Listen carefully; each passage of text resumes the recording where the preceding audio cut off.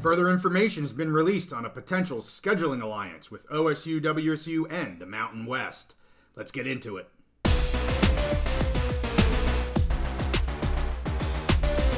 Conference realignment and expansion is always in the news, so we're back again on the Big Mountain, where we keep you updated and break it down for you. Hey, Steve, let's talk about the updated news coming out in terms of a scheduling alliance between the Mountain West and maybe Oregon State and Washington State. So if you're new to the channel, my name is JY. This is my good friend Steve. We do all things Big Ten, Mountain West, and we have been deep into the Pac-2. We do different episodes on everything that's going on with the hearing in terms of where they may end up. So this one is specific about the scheduling alliance, and there's been two new reports. Mm-hmm. They don't corroborate at all. Yes. So let's talk about both of them. Yes. One of them, I will say, is from a pretty reliable source. Mm-hmm. One of them, I will say, is someone that wears orange-tinted glasses. Yes. But you kind of gave it away. But anyway, so the first one, let's start with the one that I really feel has validity. It's something we've talked about at least in 2 other episodes. Mm-hmm. And this is real reporting from, again, somebody that is a trusted reporter. And so additional reports have come out that there's a new alliance that's continuing to be investigated between the Mountain West and the Pac-2, as we've been calling them. It said that the Mountain West presidents are already looking to grant the commissioner of the Mountain West, Gloria Nevarez, who I believe has done an awesome job so far with all of this. You know, she hasn't been overly aggressive, just kind of letting it play out. They're there, back and forth. But they're looking to grant her to proceed with these negotiations. As we discussed several weeks ago, the Mountain West presidents were looking at different scenarios for this. Some of them included different numbers of games. Some of them included whether or not they'd be conference games or not conference games. The one that is apparently kind of at the forefront right now is kind of a 7-1 model from what we're hearing. So the Mountain West teams would play 7 Mountain West in-conference games. That 8th game, which they have now, would either be between OSU or WSU. So all Mountain West teams would play one or the other. Now, there are a few schools in the next 2 years that have already scheduled between those two. So, for example, 2024, San Diego State had already scheduled with one of them, so they will end up playing both of these schools, one because it's already an out-of-conference game, and one due to this new alliance. They are not right now expected to be conference games for the Mountain West. I think that only makes sense at this point. I don't know why they would consider them conference games. And as stated in our last episode, the Mountain West is obviously wanting a longer-term agreement and certainly some sort of financial incentives in order to do this. That apparently is what's on the table, both a longer term, 2+ years, and some sort of financial incentives. The potential merger options could be part of this, and a penalty if the Pac-2 were to attempt to poach any of the Mountain West schools into the future. As a Mountain West guy, that has to be a part of this. Like, you can't have an attempt to poach some of these schools, and obviously you want to look at, does a merger option make sense? As for the TV rights, the Pac-2 would need to negotiate some sort of deal. The Pac-12's media rights expire here at the end of this year. Would they piggyback onto a Mountain West deal? Would they try to get something on their own? I don't really know. Either way, they don't have a ton of leverage for media rights. It's 2 schools, but I'm sure there's somebody out there that's willing to give them some sort of a deal at this point. But as we've heard before, this is like a horrendous time to be trying to negotiate any sort of deal. So that's why I say maybe just piggybacking, if they can, on some sort of a Mountain West deal might be the easiest and make the most sense for them. But I don't know. I'm speculating on that. As discussed before, this is for football only. This is no other sports. They're still trying to work out affiliate memberships for all the other sports. And for now, Oregon State versus Oregon and Washington State versus Washington is anything but guaranteed. Right. No guarantee that those are going to continue, at least for next year, maybe in the future once schedules can, you can look out a little bit further and you can schedule a little bit better. There's absolutely no guidance or clarity on whether or not these in-state rivalry games are going to continue, at least in the short term. And I think the relegation model right now still seems extremely unlikely in the short term. I don't think that has anything to do with this alliance or affiliate agreement for scheduling. So again, you keep hearing about those two things. I don't think the relegation model is going to be a part of this alliance whatsoever. So let's go to the other report. Can I? You can break that one down. Go ahead. Let me say a few things about that one. Yep. So again, you're the Mountain West guy. I'm the Big Ten guy. I'd like to think so. For this, obviously, you have emotional attachments to the Mountain West. There's things that you want to see happen for the best. I'd like to think of myself as a completely neutral party in this. So I want to preface that. But I have been pretty clear since we first started talking about this that I think that the most likely scenario, and I think probably the best for all parties out of reasonable likely scenarios, is some kind of a merger between what's left of the Pac and the Mountain West. So when I saw today's reports, I was encouraged. I think this is definitely moving in the right direction. And I did see all of this coming from probably about 2 or 3 different reporters. Right. So maybe some of them had different parts, or maybe there were little variances on what they were reporting, but it all kind of went around the same picture of a scheduling agreement for the next 2 years with everything, the structure kind of coming into place that is going to lead us to that eventual merger. Right. I do think it's key that pretty much everybody reporting on this is using the term merger. Yeah. I think there was some maybe fear of from Mountain West folks that the Pac-2 going forward, or whatever's left of the Pac, may try and poach some Mountain West teams, maybe take half of them or whatever. Right. I think with the reporting on this, at least, it really looks like it's growing in the direction of a merger. Now, we still don't know if they do a merger, what the new conference would be called. Yeah. I think I threw out there Pac West, and someone said that's already a conference. It's a lower D2 conference. Yeah. So I'm not up on my West Coast D2 conferences. I think a while back I threw out a Mountain Pac. I did a search, didn't find that anywhere. A Mountain Pac would be a cool name, but really, at the end of the day, the name's not so much as important as the structure and getting things set up. So I think this is a move in the right direction. I think it's very likely. It makes a lot of sense. Now, I'll talk about a couple other things when you bring up the other reported things that have come up. But I'll just say, I'll leave it at this with this. I think that this makes a lot of sense and seems to align with the decision makers in the Mountain West and at these two schools. The actual people making decisions and what they've said they wanted. This seems like maybe they won't get everything that they want, but it seems like a good path. Agreed. And I have things to say, too, here when we get to this next reporting. So I'm going to kind of go briefly over what was said, and I am going to throw all kinds of shade and crap at what this person is saying. So, Beaver Blitz. This comes from the Beaver Blitz. And let me start off by saying that this report it isn't from a nonpartisan, if you didn't already know. I mean, it's called the Beaver Blitz, for crap's sake. Right. But this isn't a nonpartisan person. This isn't a reporter that's in, Iowa or something. This is literally a beat writer for one of the Oregon State University, go-to platforms. I think they're part of the 247 network, which is very recruiting focused, very rah-rah. This is our team. They're great. So in short, I'm not going to get into this in great detail, but in short, she states that a source has said that an alliance is not the preferred plan. To that I say, probably not the preferred plan. The preferred plan would be to have a Pac-12. Yeah. But it's probably the only plan that makes sense right now. Right. So, she then says that OSU is looking at a schedule that would include 5 P5, 6 G5, and 1 FCS opponent. I guess that's her preferred perfect plan.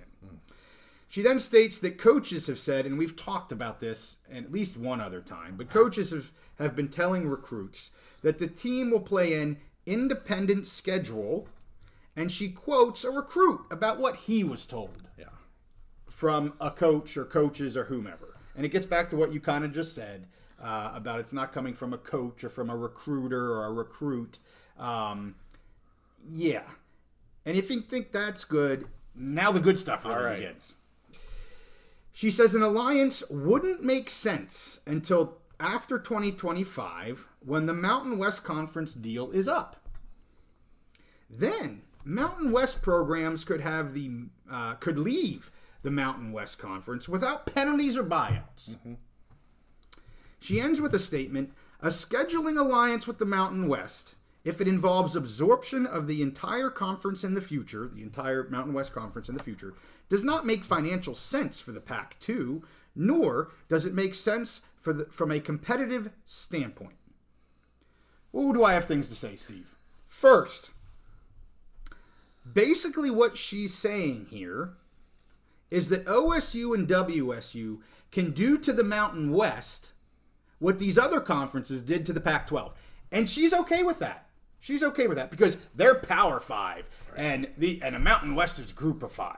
How dare her? Like, they're still in the heat of this battle, and she's going to make this claim that they can poach, but damn it, we hate the treasonous 10 because other people poached them. Right. That's just an asinine statement to me. Like, again, orange-colored glasses.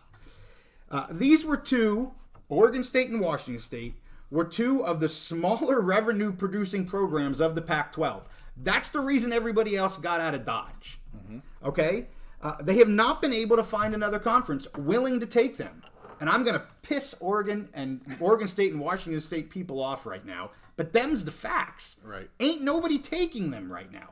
She writes this column as if they're all high and mighty, and how dare the Mountain West think they're going to be as good and as competitive and as blah, blah, blah, blah, because they're the only thing you got. They're the only thing you got right now. Right. Ain't nobody else interested in you guys. Right. I hate to say it like that, but that's the fact. I think she needs to take a step back here and really understand in the short term what their positions really are. Right? How much time do they have left? Weeks. That's it. Yeah. Weeks. Figure out something for next year. For next year. I'm talking about next year and next 2 years maybe. Weeks. Location. We've talked about regionality over and over and over again. And to your point of the decision makers in these schools, they're very concerned about regionality. And actually, it's one of the reasons why OSU and WSU is throwing shade at the treasonous 10 because you don't care about regionality. You're willing to travel across country, and they're a 2-member conference right now. That's not in their favor here. Right. They're a 2-member conference, which in 2 years, unless you're going to poach, they're going to be done. You're gone. I got 2 years to figure it out. So I'm getting a little fired up about this, mainly because A, I'm a Mountain West guy, and I'm fully aware they're a Group of 5 conference. I couldn't care less what they are, but the attitude she's taking here and the we're higher than them type of thing, no, they're going to help your asses out and potentially save you guys. Unless you want to play UConn and you want to play, who else is freaking UMass. Who else are they going to play? Yeah. So, I'm a little fired up right now. And what do you got to say, Steve? Because I got to take a breath. So my first line is, calm down there, cowpoke. Here's the thing is this is a... it's one voice. It's one voice, but there's a lot of them that think this way.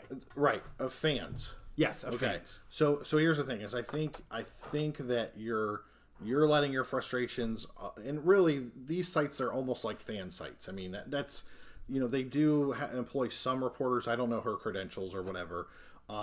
So first of all, my first point is I don't want to take out any frustrations on the schools just because a reporter or whatever is just saying some dumb stuff, because sometimes when they talk about the stages of grief, there's different stages of grief, and the last stage is acceptance. And they have like denial and anger and bargaining and all of those. Fair point. The final stage is acceptance. Fair point. And everybody has to go through their stages of grief in their own way. And here's the thing is when it comes down to it, the presidents and the boards of these two schools, they have to make the best decision that's going to benefit their student athletes, their universities, in the best way. So they have to look at all options, and then they have to make decisions based on that. So I'm more focused on the words that are coming out of the presidents of those universities. Sure. Oh yeah, absolutely. They've talked about regionality. and things like that. And the thing is as you move farther down from the top decision makers, you're going to get more emotion into it. So I'll move down to coaches. Okay. I've heard quotes from, and Oregon State has had a really good season. Yes. Being on, when you're a coach, you're in the locker room, you're on the practice field every day. Yeah. You feel like you're going to war with these guys every day. Yeah. You have an emotional connection, raw emotions, and so I've heard the coaches say, my kids, they deserve to be in a Power 5 program, and I get it because they love their kids, they're trying to fight for them and advocate for them, whatever. So I've seen that. Now also coaches have to recruit. So in order to be a successful program moving forward, they only have these kids for 4 to 5 years. At most, and with the transfer portal now, that could be less. Well, unless there's another COVID. Yeah, or whatever. Then they might get a 6 year. But in general, 4 to 5 years. But with the transfer portal, could be even less. Yeah. So they have to get these kids to come there and want to be there. And a big part of what they sell is what the future is. So I think some of this comes out of, the coaches want the best for their kids. They're also telling these recruits, like, we're kicking butt, we're doing great, we're ranked, especially in the case of Oregon State. They're having a fantastic season. They have a chance this week, if they can knock off Washington, like, they could be a college football playoff contender. I mean, yeah. So a quote from a recruit, like, to me, that carries almost nothing whatsoever. So I'm just going to throw all that away, and I'm looking at what the presidents of the universities have said. So this report to me means almost absolutely nothing. Now, could she end up being right? Yeah. Maybe they will. Maybe they look at this deal and they just say it doesn't work. Maybe they get real stubborn, whatever. Is it possible? Yes. But to me, this reporting just doesn't hold any water. And I want to make one last point, and then I'll be done on this one. Yeah. We got to change our vocabulary, okay? For the last 12, 15 years, maybe 20 years, we've had this Power 5 and this Group of 5. Totally agree with you. There's no such thing anymore. Right. You have the Big Ten and the SEC, who are the two most powerful conferences, the richest conferences. That's just the way it is. We've seen that. The Pac-12 was an 85-year-old conference, history, tradition, championships, the Conference of Champions, all this stuff. They had all this money and prestige and power and whatever over the years. And the Big Ten just poof, wiped them out. Big 12 helped out a little bit. It's the Big Ten and the SEC. They are the power conferences. Everybody else is going to be fighting for a seat at the table. Yep. Whether they understand it now, in like the case of the ACC, whatever, I think the Big 12, I mean, you can maybe laugh at some of their moves, but they understand that everyone else is just a dog barking at the table and they're trying to get their scraps. Yep. And I think that people need to wrap their head around, and I'm sure at Oregon State and Washington State, they went from we were in a power conference to all of a sudden our power conference is gone. Sure. And it's going to take maybe a little while for them to just realize and understand the new reality of the college football landscape. Yeah. But all of us need to do that. There's no Power 5 and Group 5. There's the Big Ten and SEC who are ahead of everyone, and then just everybody else. And everyone else can be on a level playing field. Yeah. And I do think with the addition of Oregon State and Washington State, I mean, the Mountain West, or however you merge it, whatever you call it, whether it's still the Pac, the Mountain Pac, whatever, the Big Mountain Pac, maybe they'll go with that. Whatever People you call just it. like the Big Mountain. Yes, exactly. Or Big Mountain West or something. Something like that. So whatever they're going to call it, I really think that could be a very competitive conference. Yeah. Gives them the regionality that they're looking for, reduces their travel costs, and it's not going to put them at the level of the Big Ten or the SEC, but really I think that they could definitely fight against the Big 12, whatever's left of the ACC, for that, third, fourth, fifth place. And the whole idea is just to get into that college football playoff, get a seat at the table. Yep. And so again, last statement is we need to change how we look and how we talk about these Power 5 and Group 5. They don't exist anymore. Totally agree. I think we should be the first to make sure we do our best to not use those terms any longer. All right, let's completely agree with you on that. And let me just say, now that I've been able to calm down and my heartburn has receded. Got your dander up. Yeah. Let me just say, the part about that she mentioned about she thinks they might look to be an independent and go for whatever. Okay, then maybe they will do that. The part that gets me riled up is when she literally is talking about doing to the Mountain West what just happened to her beloved school with the Pac, That's the part that burns my behind. Yeah, there's nobody follows the golden rule. Do unto others as you would want them to do unto you. Nobody follows that. They're all just screwing each other. But yeah. Yes. That's exactly right. But Yes. that's the part that upsets me. Yeah. It's not that she has a different of opinion of what the schedule could be. Yes. Fine, whatever. It's when she gets into this whole, we can't have an alliance because we want to poach Mountain West schools. That's when I have an issue. Yeah, So, I think she's still in this was stage 2 or 3 of the 5 stages. Okay. Grief. I appreciate you running that down for Yeah. us. I kind of forgot about that, Yes. but well done. So, hey, that's where we're at. We are going to have a deep dive come out on the Pac-12 hearing with OSU, WSU, and the other schools. We're going to drop that on Sunday morning. We did do a breaking news segment when that first dropped out, but a lot of stuff we want to dive deep on. Going to be a bit of a long episode. Hopefully you can come back and watch that because we do want to dig deep into that. A lot of stuff that came out of that, a lot more than just what you're seeing in the headlines. There's a lot more there. So check us out on Sunday for that episode. If you like what we're doing here, give us one of these. If you really like it, give us a subscribe. Give us some comments on what you think. You can say, Jason, calm down. Go take a blood pressure med or something. Calm down, cowpoke. Yeah, I got that. So anyway, hey, with that, we thank you, and we'll see you next time on the Big Mountain.